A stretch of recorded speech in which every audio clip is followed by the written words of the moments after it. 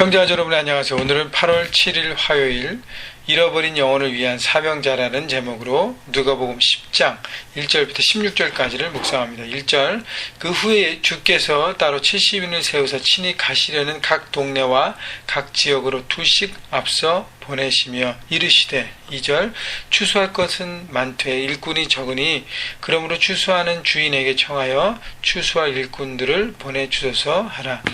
자, 예수님께서 70명을 따로 세우사 그리고 삶의 현장으로 보내십니다. 늘 12명의 제자들을 키우시고 훈련시키고 세우셨는데 그 외에 많은 무리들이 늘 따라왔습니다. 그래서 이번에는 특별히 12제자가 감당할 지역들이 너무 적기 때문에 그 12제자가 아닌 70명이라는 제자를 따로 세우십니다. 예수님은 늘 따로 세우셨다는 것은 70명을 따로 훈련시키시고 그리고 준비시킨 것입니다. 여러분, 우리가 주님의 사명자로 하나님의 사도로 또 하나님의 전도자로 삶의 현장에 보냄을 받았을 때 우리는 반드시 훈련되어져야 되고요. 말씀으로 그리고 하나님의 사랑의 충만함과 성령의 충만함으로 살아가는 삶의 방법들을 배우는 그 훈련 가운데 무장되어서 그리고 보냄을 받는 것입니다. 자, 70인을 세워서 친히 가시려는 각 동네와 각 지역으로 보내셨다 그랬습니다.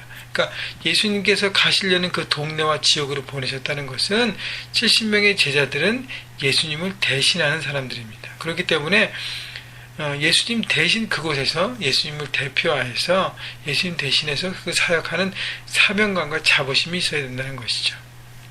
여러분, 예수님을 대신해서 보냄을 받았기 때문에 예수님처럼 말하고 예수님의 생각을 나누고 예수님이 말씀하시는 그 골자 하나님 나라를 선포하면서 그 말씀이 투영된 삶을 살아가야 하는 것입니다. 왜냐하면 나를 통해서 말씀을 듣는 사람들이 예수님을 보아야 하기 때문입니다.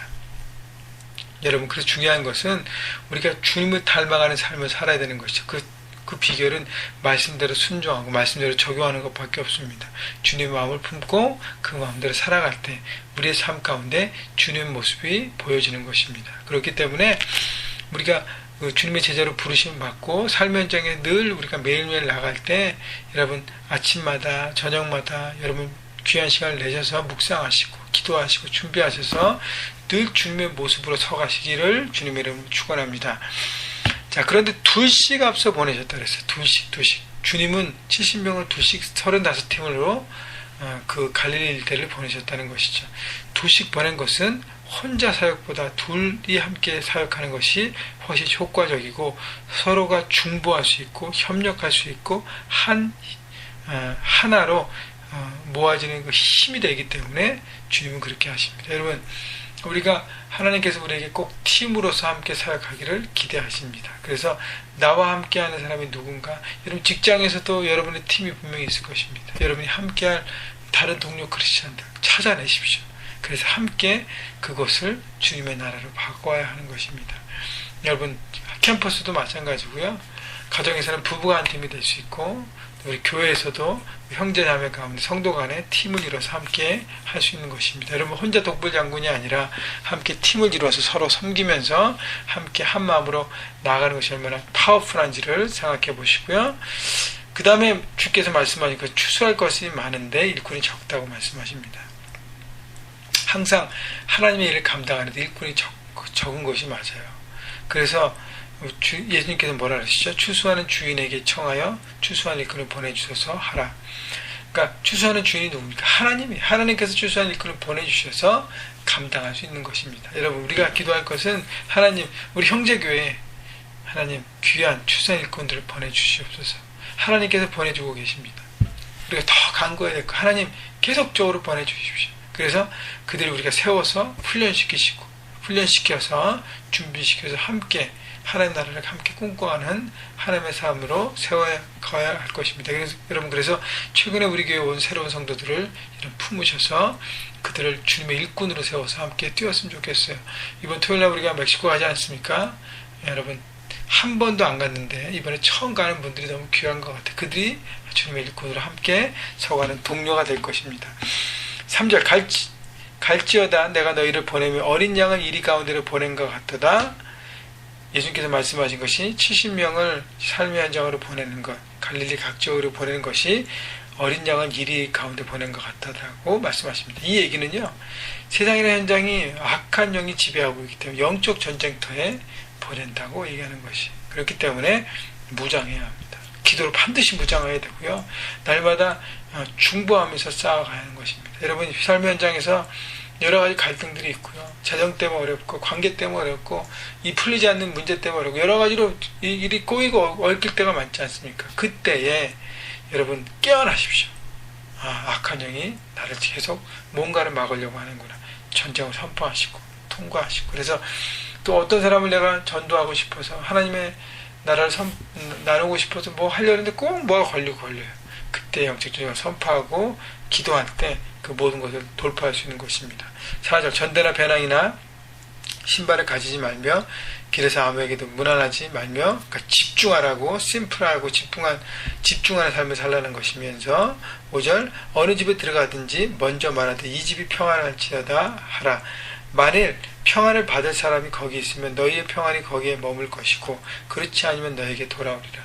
그래서 항상 사람들을 만날 때 평안과 축복을 빌어주라는 것입니다. 여러분, 내가 원하고 내가 사랑하고 내게 호감 있는 사람만 축복하고 사랑하는 것이 아니라, 내게 호감이 있지 않고 나와 갈등이 되는 원수들일지라도 축복하라는 것이죠. 그래서 그 사람 축복을 못 받으면 그 축복이 나한테 온다는 것입니다. 그래서 우리 누굴 만나든지 축복해야 하는 것입니다. 여러분의 아내와 남편을 축복하시고, 자녀들을 축복하시고, 또 여러분의 부부관계에 축복하시고, 서로를, 또 부모님을 축복하시고, 또 직장의 동료들, 밑에 직원들, 또 위에 사장님, 보스들 축복하시고, 또 학교에서 선생님들, 공부하는 클래스메이트 축복하셔서 누구로만 이웃들을 축복하시고, 누구를 만나든지 여러분 축복을 나누는 축복의 통로로 살아가기를 바랍니다. 7절, 그 집에 유하며 주는 것을 먹고 마시라. 일꾼이 그 삭을 받는 것이 마땅 아니라 이 집에서 저 집으로 옮기지 말라. 그래서 섬기면서, 사역하면서 섬김을 받는 것을 이렇게 자연스럽게 생각하라는 것이죠. 뭐 억지로 청해서 받는 것이 아니라 자연스럽게 나를 섬겨주면 그걸 잘 받으라는 것이죠. 왜냐하면 하나님의 사역을 하면서 거기에 대해서 하나님이 이렇게 다 보상받게 우리에게 주신다는 것입니다. 8절, 어느 동네에 들어가든지 너희를 영접하거든 너희 앞에 차려놓은 것을 먹고 거기 있는 병자들을 고치고 또 말하기를 하나님 나라가 너희에게 가까웠다 하라. 그 식사를 대접하며 나눌 때 함께 교제하면서 어울리면서 그들과 함께 시간을 보내고 이렇게 마음을 열고 함께 어울리라는 것입니다. 그리고 하나님 나라를 전하는 것. 그래서 먹고 마시고 어울리고 하는 교제를 풍성히 갖고, 그리고 중요한 것은 단순한 교제가 아니라 하나님 나라 말씀을 나눠야 되는 것을 반드시 얘기합니다. 여러분, 믿지 않는 영혼들, 잃어버린 영혼들 안타까운 마음으로 전하면서 좋은 친구가 돼요. 그게 첫 번째, 좋은 친구가 되고 이웃이 되는 것인데, 그 다음에 그걸로 끝나면 아무 의미가 없습니다. 그러면서 정말 그 사람을 사랑하기 때문에 주님의 말씀이 있는 자리에, 하나님과 만나는 자리에 초대해야 하는 것이죠. 자, 10절, 어느 동네에 들어가든지 너희를 영접하지 아니하거든 그 거리로 나와서 말하되 너희 동네에서 우리 발에 묻은 먼지도 너희에게 떨어버리노라. 그러나 하나님의 나라가 가까이 온 줄을 알라 하라. 내가 너에게 말하노니 그날에 소돔이 그 동네보다 견디기 쉬우리라. 여러분, 갈릴리 동네는요, 예수님께서 거의 다니셨어요. 병자를 고치시고 많은 소문 때문에 그들이 다 은혜를 받았습니다. 그럼에도 불구하고 하나님의 말씀, 주님의 복음에 대해서 받아들이지 않으면 그들은 완악한 자라는 것이죠. 그때는 미련을 받지 말고 나와서 하나님 나라에 가까움을 경고를 하고 거기를 떠나라는 것입니다. 심판이 당연히 거기 있는 것이죠. 그래서 복음을 내가 잘 못 전했기 때문에 그들이 거부했다는 죄책감을 버리고요, 그들이 내가 최선을 다해서 섬겼는데도 복음을 안 한데도 받아들이지 않으면 그들이 책임을 지는 것입니다. 그래서 13절부터 15절까지 거기에 대한 책임을 얘기하고, 16절 마지막으로 너희 말을 듣는 자는 곧 내 말을 듣는 것이요 너희를 저버리는 자는 곧 나를 저버리는 것이요 나를 저버리는 자는 나 보내신 이를 저버리는 것이라 하시니라. 자, 그래서 중요한 말씀 하나님께 우리에게 주시는데, 우리가 복음을 알고 전도를 할 때 우리의 말을 듣는 것은, 내 말을 듣는 것이라는 것은 우리가 말할 때 그 말을 듣는 것은 주님의 말, 예수님의 말씀을 듣는 거고, 예수님의 말씀을 듣는 사람은 예수님 보내시는 하나님의 말씀을 듣는다는 것입니다. 그렇기 때문에 그것을 받아들이면 하나님을 받아들이는 거고, 나를 통해서 전해지는 말씀을 거부하는 사람은 하나님을 거부한다는 것이죠. 결국 우리는 누구냐 하면요, 하나님께 보냄을 받은 대사입니다. 하나님께서 그 하나님 나라를 대표해서 우리를 그 사람을 만나게 하고 그 땅에 보내셨고 그 지역에 나가는 것입니다. 그렇기 때문에 우리 안에 자부심이 있어야 돼요. 그리고 사명감이 있어야 합니다. 그리고 최선을 다해야 합니다. 우리가 토요일날 멕시코 가는데 여러분, 하나님의 나라를 대표해서 가는 거예요. 그렇기 때문에 내 어떤 개인적인 것 때문에 막 이렇게 거기서 잘못된 부분들을 하면 안 된다는 것이죠. 최선을 다해서, 그리고 자부심으로. 또 멕시코 선교뿐 아니라 우리 삶의 현장에서 나갈 때 주님의 얼굴을 가지고 하나님 나라라는 이름표를 가지고 나가는 것입니다. 대표해서. 여러분, 올림픽에 나간 선수들이 각국을 대표해서 나가서 열심히 뛰는 것처럼 여러분, 우리의 모습을 통해서 결국 하나님의 모습이 비춰지는 것입니다. 여러분, 그렇기 때문에 잃어버린 영혼을 향해서 나가는 것, 세상을 향해서 나가는 것, 결국 하나님께 우리에게 주신 특권입니다. 여러분, 특권을 잘 사용하십시오.